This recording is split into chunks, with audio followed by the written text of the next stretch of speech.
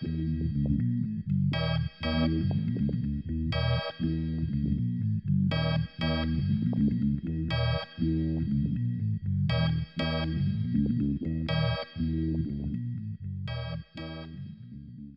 Jonas Hellborg and Bobby Vega, thank you for joining us. Thank you. When I was told I would be speaking with you guys, I was very interested because you're two very different bass players. I believe you played together at the Guitar Summit in Yes, that's August. what we did, yeah. That was fun. Was that the first time you'd met, or you? No, we know got each back other for along? quite a while, and actually I would object a bit because I think we are very similar bass players. Okay.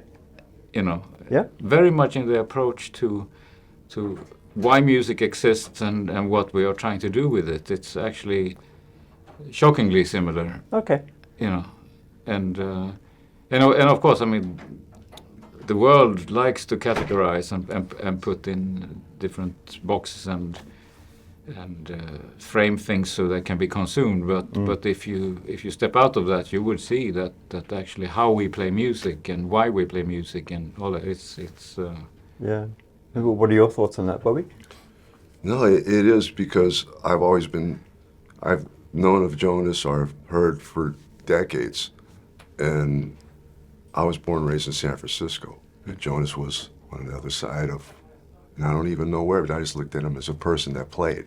Yeah. And music came out of him. I go, wow. And see, look at the hair on my arms, because that's what happens now, after all time. But we love gear, we love sound.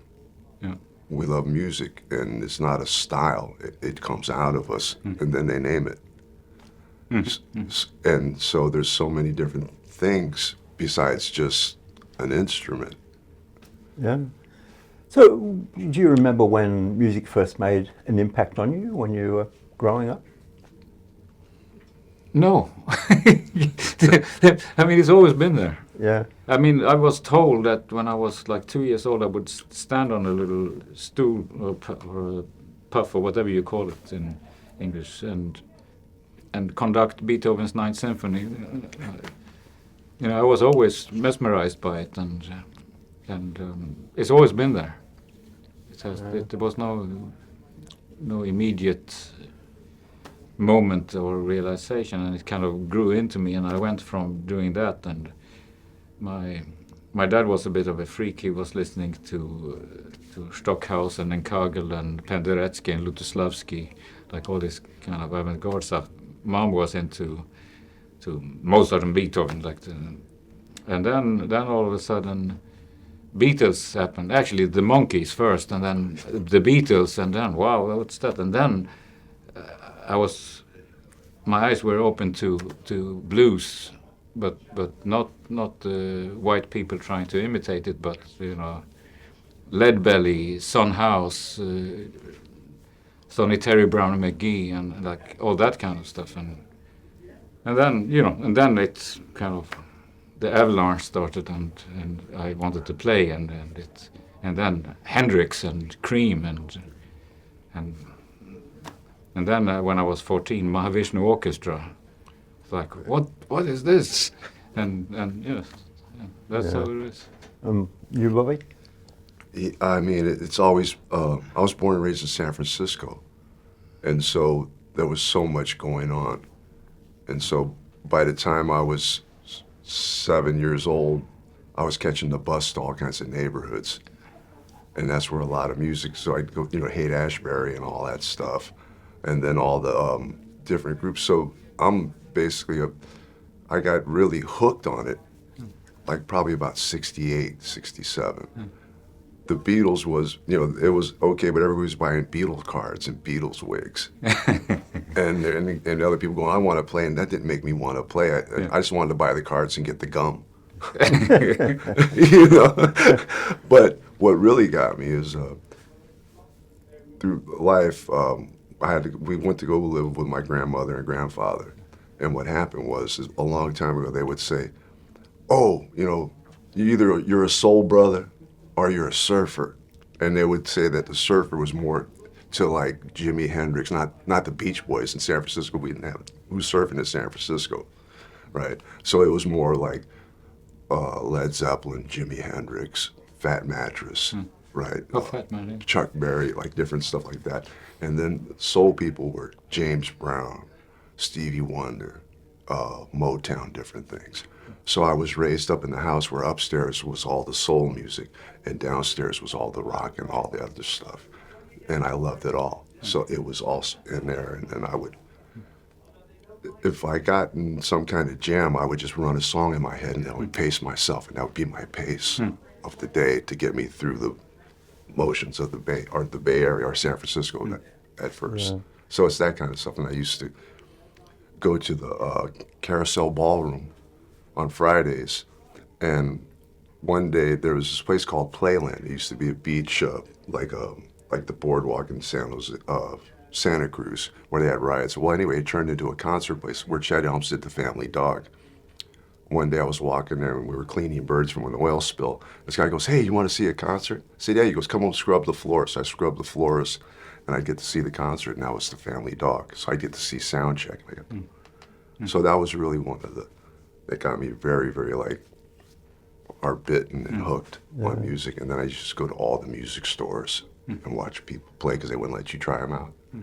And it's very funny that like you started by asking us, we're very different. I mean, there's so much similarity. When I was, 13 or 14 years old, I used to sneak into concert venues various ways because, I couldn't afford it. Yeah. And also I was way too young. It was not allowed. It's the same thing. Yeah. So I was, one memory is that I went over from Sweden to Copenhagen because Clapton was playing, and I got to the venue and I kind of snuck in and I was trying to hide from everybody and be there, and I was backstage and then somebody discovered me, some of the security guards, and they said, "Oh, get this kid out of here," and stuff. And then somebody came from the band and said, "No, leave him alone, let him be." It's George Harrison. Yeah. Yeah, you can't make this stuff up, and they're just experiences. But they encourage you to, go on. I just always loved instruments. And this is not a great thing. I quit school when I was 15 and got a job at a music store. And then I worked in the warehouse. But I would go to all kinds of music stores until they gave me a rag and said, "Here, go polish guitars." And then, "Hey, you want a job here? We'll put you in the warehouse." And then they would say, "Hey, can we get our warehouse boy to demonstrate this?" And I'd play, and they'd turn the knobs, and then they would sell it. And then I'd have to go get it and put it in their car. Yeah. But it was love of gear and sound. So clearly you were both hooked on music. No, that's right. Music fans. But when did bass speak to you first? Well, in my case, it was I wasn't actually playing yet, and this school friend of mine came up to me and asked me if I played bass, and I thought about it for about 2 seconds and said, "Yeah, sure, I play bass." and then I said, "Okay, so let's go and let's come over to my place and rehearse." "Okay, I don't have an instrument right now." "Yeah, it's okay, I have one." So I went to his place and he said, "Okay, so let's play something." So what song are we going to play? And he said, "Well, Up From the Skies by Jimi Hendrix." "Oh, I don't know that one. Can you show me?" And he showed me how to play the bass line, and that's how it started. See, I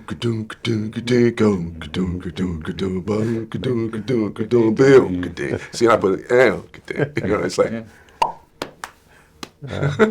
What about you, Bobsy? It chose me by accident. My mother had bought me a cassette deck with Creedence Clearwater Born on the Bayou thing, and I went, "Oh." So I ran down another neighborhood. I showed my friends. I said, "Check this out." And he goes, "Yeah, forget that stuff, man. We have a band." And I went, "Oh." I said, "Well, my uncle has a guitar. Would you like to borrow it?" They said, "No, come down and play bass on it." And I went, "No." I was terrified. But then I did. And that's how it started. And then my first bass I got was from Montgomery Ward's. My mother got it for me, and we got it on payments for $52.95. It was a Norma. Yeah. When you're learning an instrument, you're watching other players and being influenced by them. How do you eventually shake that off and develop your own style and your own tone? Oh wow! I mean that's a huge subject and deep subject. I mean you liberate yourself at some point. but you absorb. But I think it has to do with confidence about who you are as a human being and how you hear things, and have the strength to accept that you have an own voice and an own perception of music and how you want to fit into it. And I think everybody has it. Everybody has the ability, but it's just fear that keeps you out of it. I mean, we all have fears and insecurities, but if you feel very strongly, like, no, this is how I hear music, and you just want to do it, and then you just allow yourself, and then, you know, I mean, we're all individuals. Yeah. I'm not. What would you say about that, Bobby? Oh man, what I wanted to learn how to play music, and after I started playing bass, a lot of people knew how to. When I would see them play, they had great instruments and stuff, but they needed music to play in front of them, and I went, "F that! I ain't doing that, man. That's not music." The people that I saw playing didn't have music, so I said, "I am not going to learn." So I went to take a lesson from somebody, and his name was Dave Dunaway. And I said, "Well, what happens if you're in the key of H and you wanted to go to L?" He goes, "There's no H and no L." And I went, and then he goes, "Well, what do you want?" I said, "What happens if if I wanted to play Somebody to Love by the Jefferson Airplane, Jack Cassidy?" And he had like a early 60s P-bass white, and he played it with punch and velocity, and I got scared. I gave him 375, and I ran out, never took another lesson. And I just sat home and played. And I couldn't, I didn't have a record, I had record players, but I didn't pick stuff off. And when I would hear it, I would just try to figure it out. So I was playing in the spirit of, and I was playing it incorrectly. So what happens is you are sounding like yourself because you are getting the feeling, the energy, and it's coming from there into you, and it's coming out in another way. So that's the short version of the too long story that we can. I think you were 15 when you were playing with Bo Diddley. Yes, I had a gig at the Fremont Drag Strip. So I was working at the music store at Don Weir's Music City. I tell people I graduated from DWU, Don Weir's Music City. And I was playing, this guy goes, "Hey man, you want to go play a gig with Bo Diddley?" I said, "Bo who?" Okay, I didn't know. And so I borrowed an amplifier. My 4 people took me down there. We played at the Fremont Drag Strip. I didn't know Bo from what? From Diddley. From Diddley. And I was going boogity, boogity, bang, bang, and the Tubes played. Became really good friends. That's how I met Prairie Prince. The Tubes, they pulled the plug on them. They were doing Rock and Roll Hospital, and they threw pig guts all over the starting line. They pulled the plug on them, they cleaned it up, and played with Bo Diddley. And after he goes, "You did good, son." And he gave me 75 $1 bills that were all greasy. It looked like a big roll of toilet paper. And that was my first gig. And then I never saw him after. I saw him later when I was gigging with Etta James. I played with Etta James for about, 8, 9 years. And then I played her last gig that she played. Yeah. But, yeah, it's just like... Yeah. So what do you learn from people like that, Bo Diddley, Etta James? You know what it is that when I rerun the tape, I learned all kinds of things. But when you're doing it, I didn't know what I was learning. Then after the gigs are over, when you kind of got a beat and you don't know what it is, right? The gig's over, they go on to the next thing or studio or whatever, but you wake up and you realize that all this is part of your DNA now.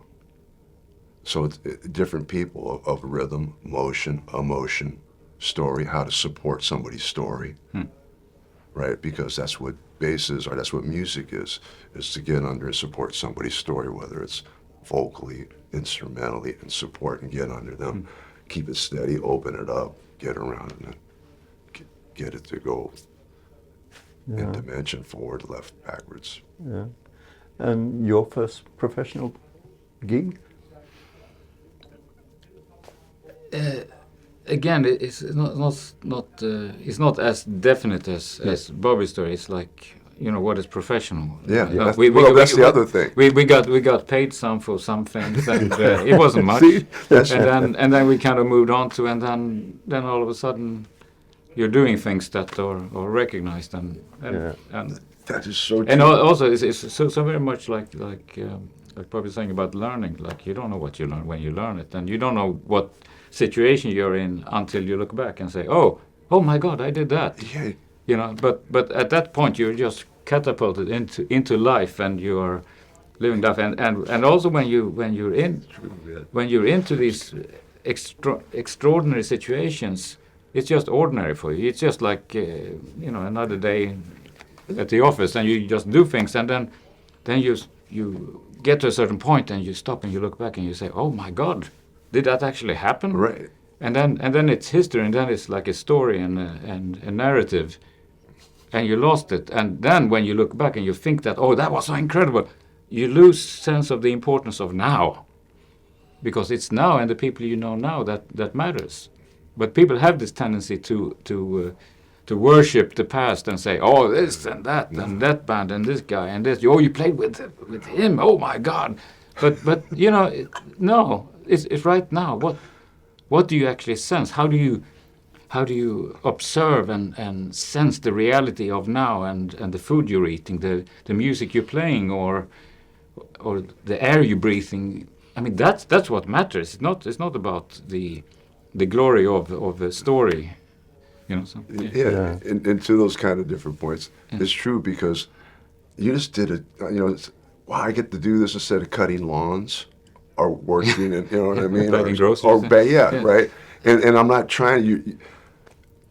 I don't know how to play any of this stuff, so it's all new. Yeah. You're and that was the thing. I mean, I remember different points where I played on Soul Train, and I got to say Bobby Sagittarius 2 times, right, different times. And when that happened, my friends from junior high school and high school said, "Say, Vega, man, you over, man? Can I borrow some money?"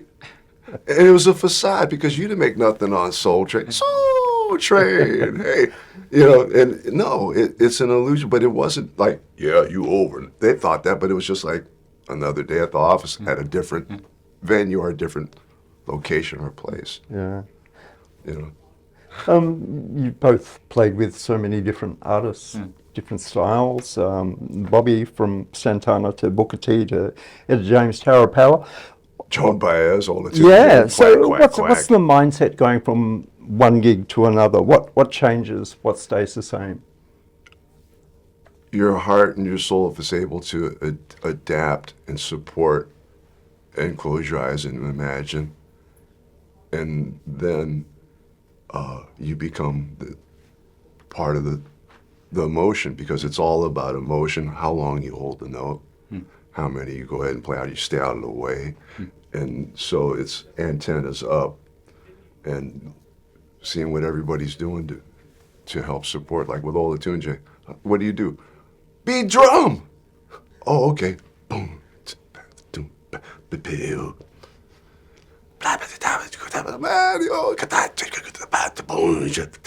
And you become drum, and so all the other things.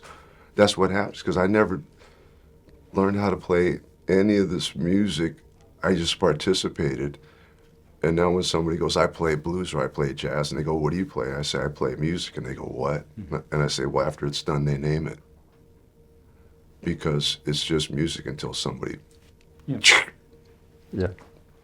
And so that's what it's. So that's what I mean by all the DNA. And I call people and I go, if they're still alive now, and they go, are you okay? You're not going to die, are you? Are you high? I go, no, I'm thanking you for letting me in, because I can see what it was, because I'm on the other side of it, and I can go, oh, that's what that was. Yeah. What about you, Jonas? So playing with John McLaughlin or doing your own solo material, do you approach it the same? Well,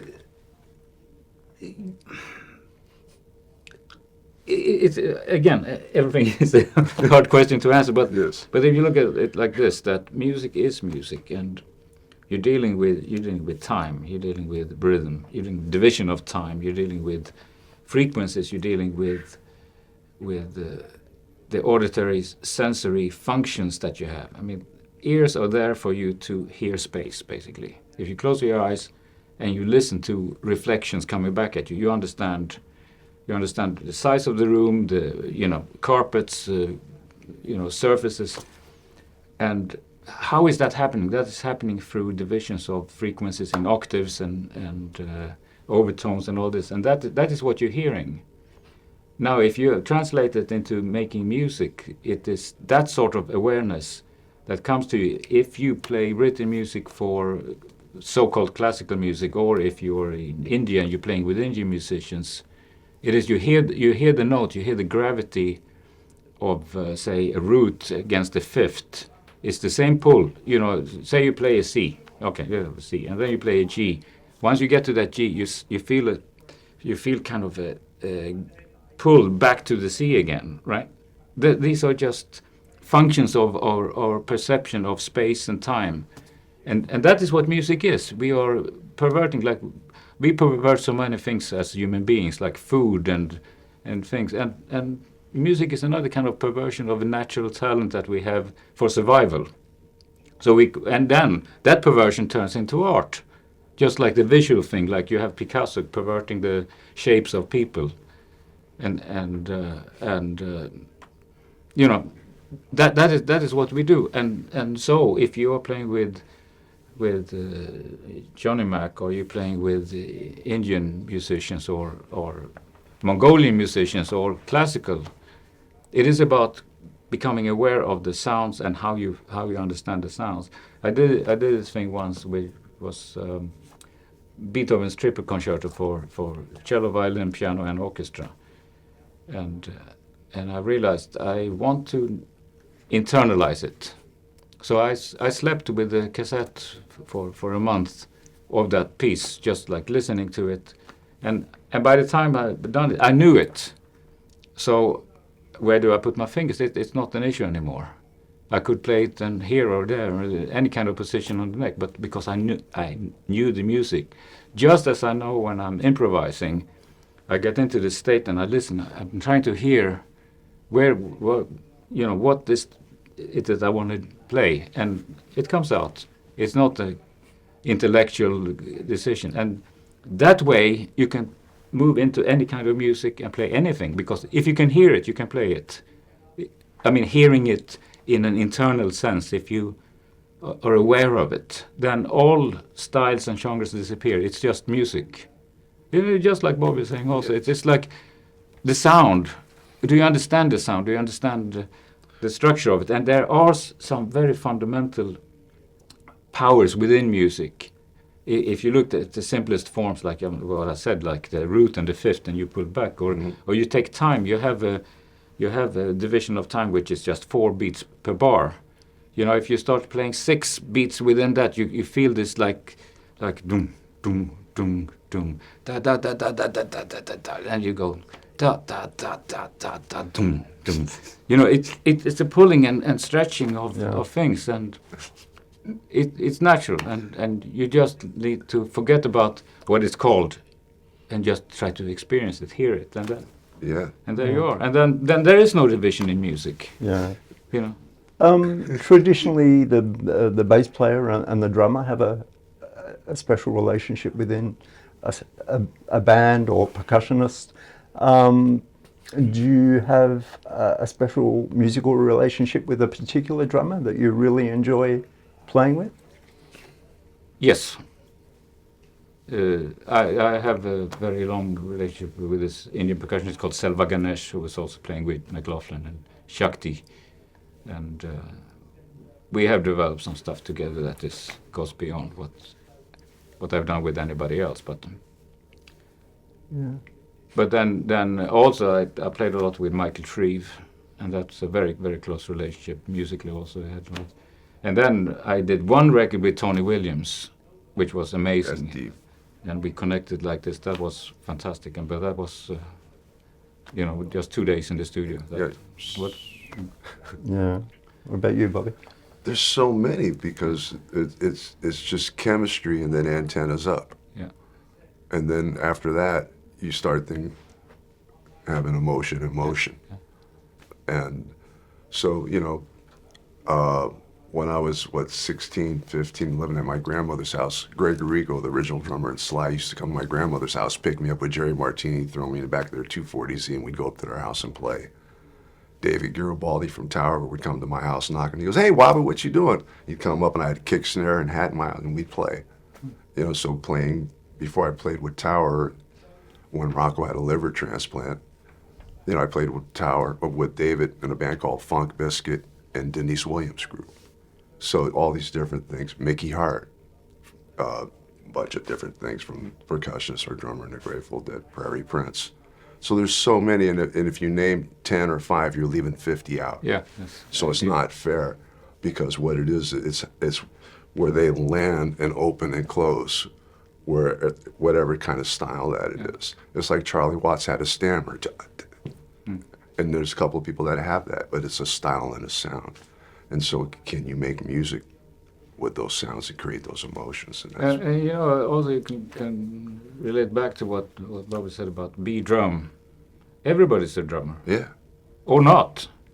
You know, but that's the dimension of it, is like it's from exist, don't exist. And so you have that relationship with anybody, but you have it on the level of drum, if you want to call it that, which is rhythm, which is time, which is structured time, or not. Free. It's also okay. Yeah. Well, yeah, because to me, you know, living in San Francisco, horns, ocean, people, it's all rhythms and time. So I'd hear songs and instruments along with all the other music, and it would all just, you know, and then it comes out here, because we're like giant composters. Our life now, if we're fortunate enough, comes out of us when we play. Yeah. They don't have to see it all or know how it got there, but that's what's coming out of us when we, and then the notes and sounds. Just want to go back. Oh no, please. To the past a little bit. You're known for I Get High on You, the Sly. Yeah. Stone. I mean, what do you remember about the session? How many takes? One take. 3-4 go. You know, I mean, it's old school. You tune up. Okay, why do you tune up? There was tuners. Why? Because that's the center point. So if anybody overdubs, there's the center point, right? I mean, ish, and excuses. So, and here we go. There you go. Here, this is me on the Get High on You session at CBS Studios in San Francisco. Oh, okay. Right. Can and you look at the ashtray. Show that to the the camera. Can we see that? Keep it in one spot. Right. And so. Great hair, by the way.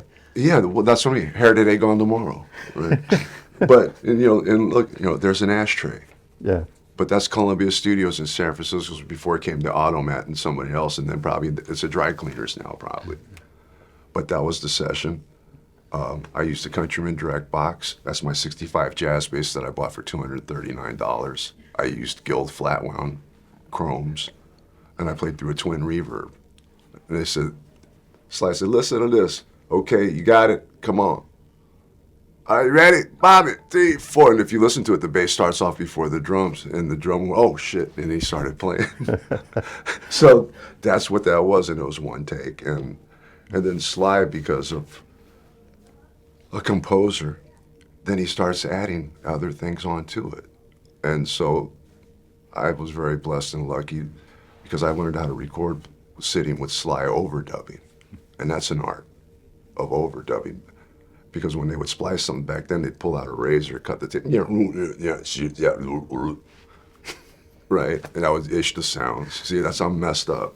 And that would be the sound, and that's how it went. And so you would say, "Bobby, and you watch, and then you play, and they record it, cool." Yeah. And so that's ish the short version of that. What about your picking technique? How did you develop that?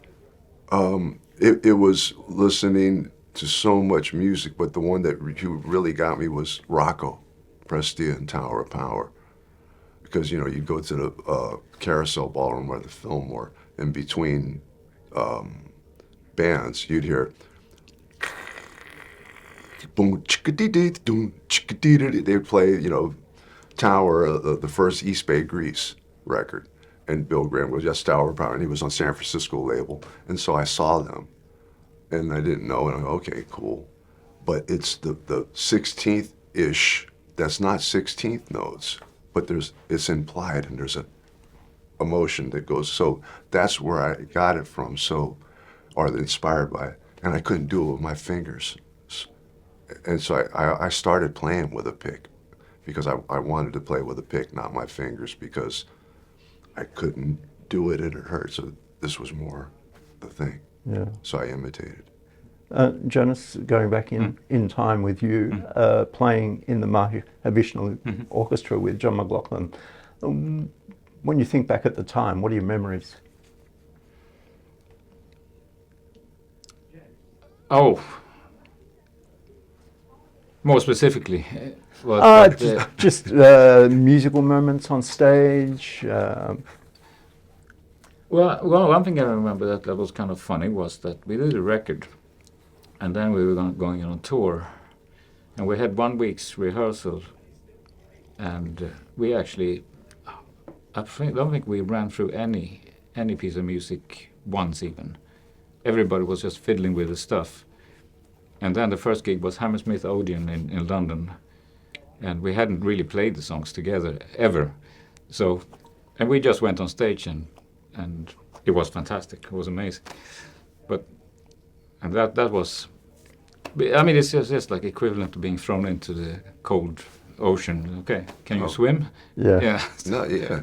It's like you're in a slingshot, and they let you go, and you go, whoa! I did the Tower Power gig, no rehearsals. You know, and 3-4 go. Yeah. And it's like, it's an hour and 50 minutes of Buddha-Doon, and where does the Buddha-Doon go? Yeah. And then it's different. It's like, you learn how to play baseball in the batting cage. Well, then now, can you play in a game? Now can you play in the major leagues and play the song with the actual artist, with a sellout crowd and everybody expecting? They're hungry and they need to be fed, and they want their hit of whether it's the Jefferson wheelchair, Tower Power, Booker T, whoever, Joan Baez, they want that hit. And you got to be there to do that support. Yeah. It's, thinking about it's terrifying, but doing it's a different thing. Yeah. What about mentors, people that have given you valuable advice over the years, helped you out?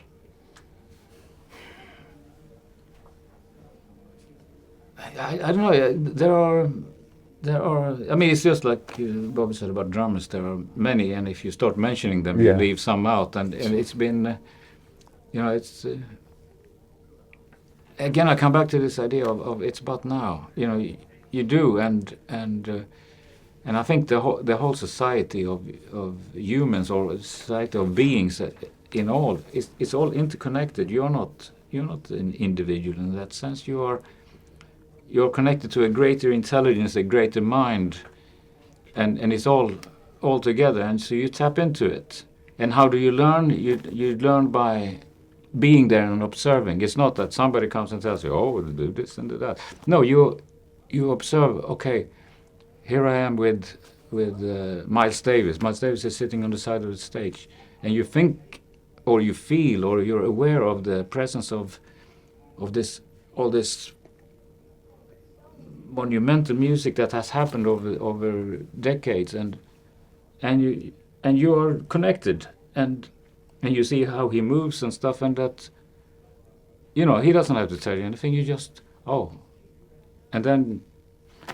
and is that a mentor? Yeah, sure of course it is, but that's just one. And then I arrived to rehearse with John and Billy Cobham, and I'm a little kid from Sweden, haven't done anything, and I just feel how they approach, holding the drumsticks, picking up the guitar, whatever it is, the way of talking to each other, everything, and that's the mentoring, and it's about you.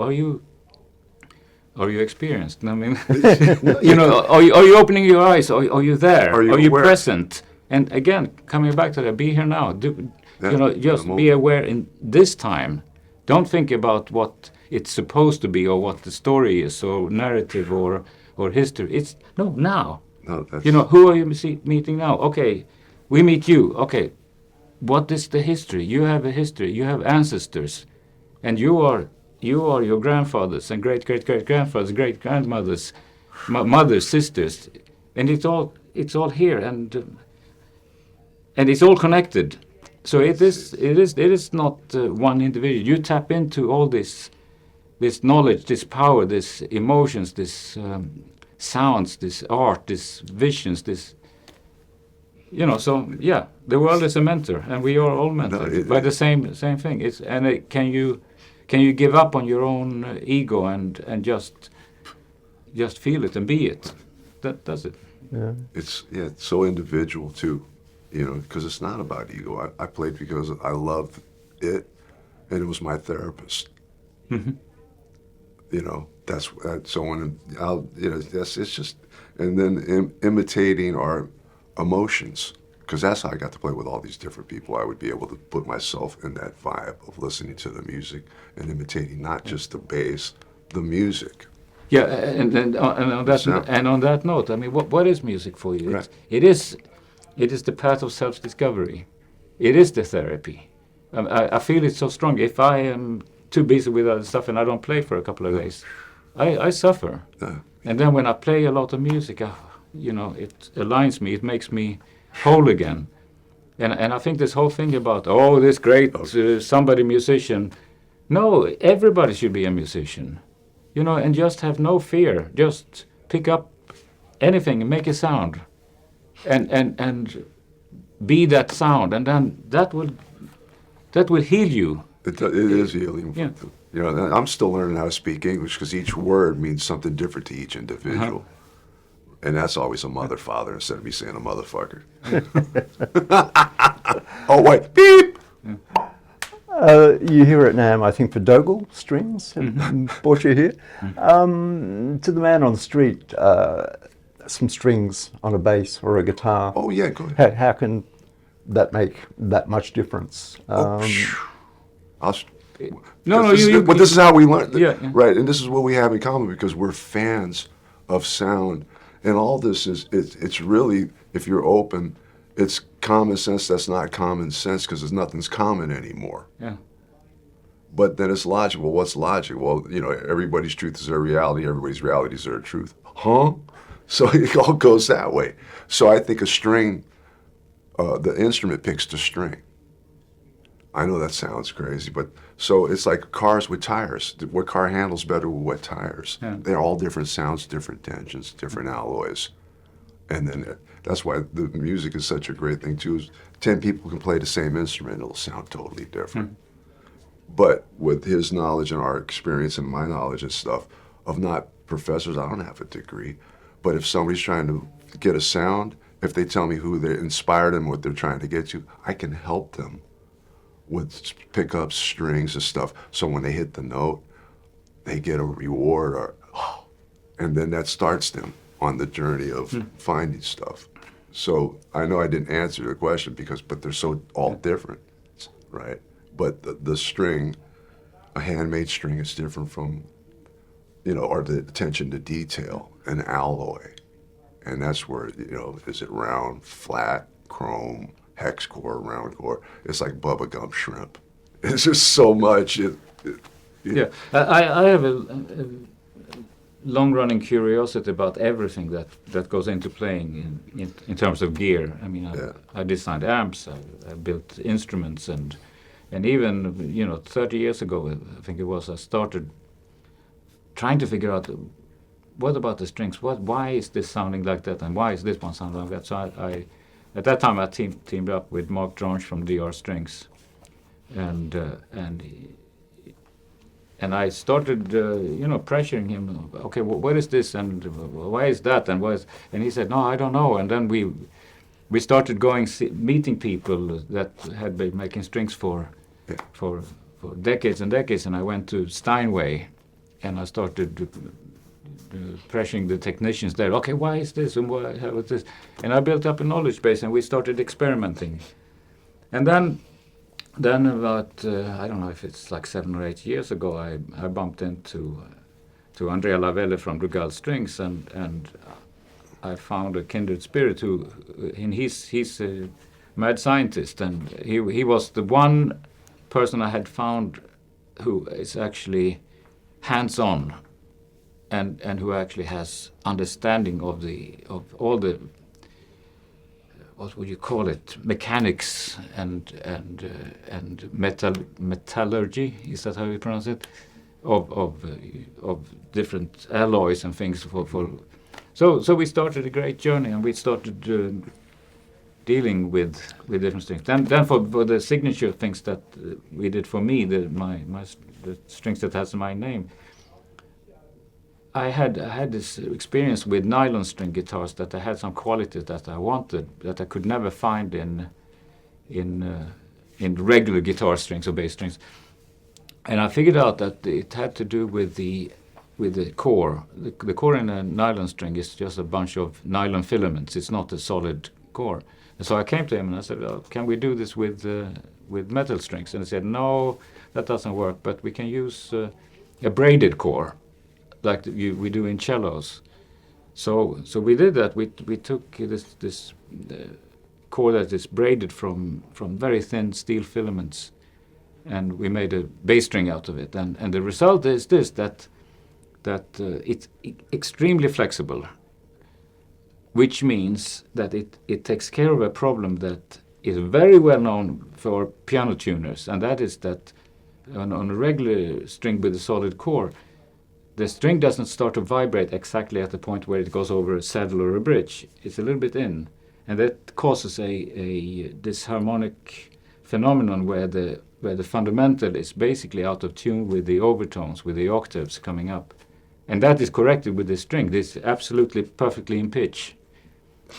And you know, for somebody to actually allow me to get into this and do it, it's fantastic. Yeah.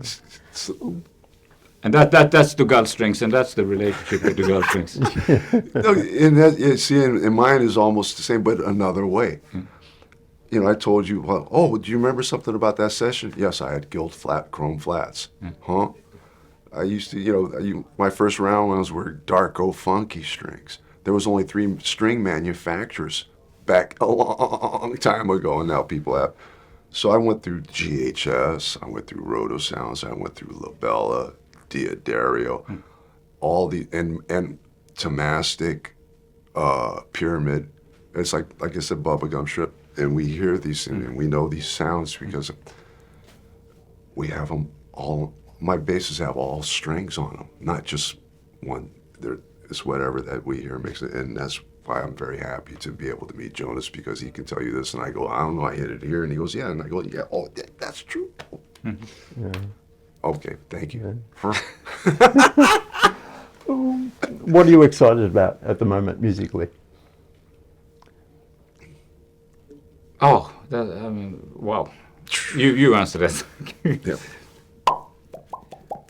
No, there's so much different things. It's everything. It's the future. We don't know what's going to... I mean, I'd like to go play music with Jonas and over in Europe with acoustic instruments. There's so much music that I'd like to get to, but because of transportation, funds, and people's time, will it allow it? But it's so open and vast that, and when I spoke to Jonas, he goes, well, if we don't do something now, I went, and I looked in the mirror, I said, he's right. So here we are. Yeah, I actually would like to answer that question in a roundabout way. Yes.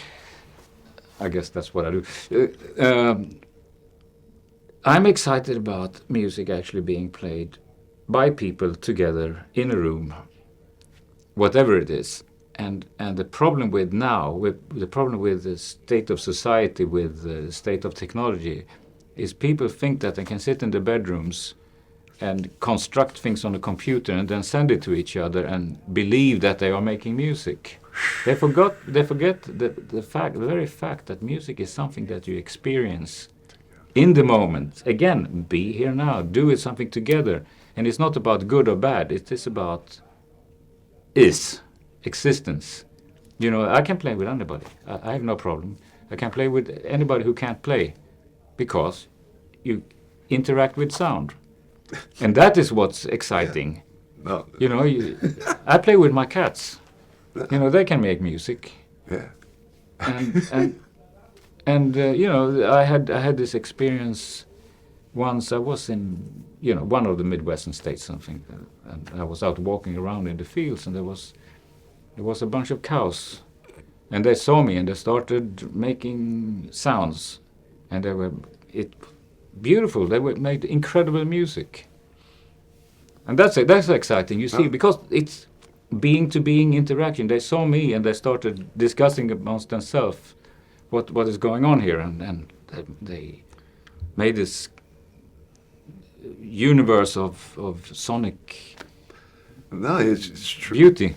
Yeah. And that's the fun part, where I can go in my backyard depending where I'm at, and you start playing, and birds will start coming, and then they'll start playing with you. Or if you're by a cow pasture, and you know, the best sounding room is outdoors with some great gear. And I was playing outdoors, and all of a sudden, all these cows just come up, and they're going, and you're hitting harmonics and doing something. They're going, and they all come like they're being fed, and they're all lining up like they're looking at Frank Sinatra. And it's like, oh, you know, it's like, and it's just sounds and emotion, and you see what they like, and you communicate with them without communicating, and that's music. Yeah. Well, gentlemen, it's been great chatting music with you, and I feel enlightened, and thank you very much. Thank you. Thanks.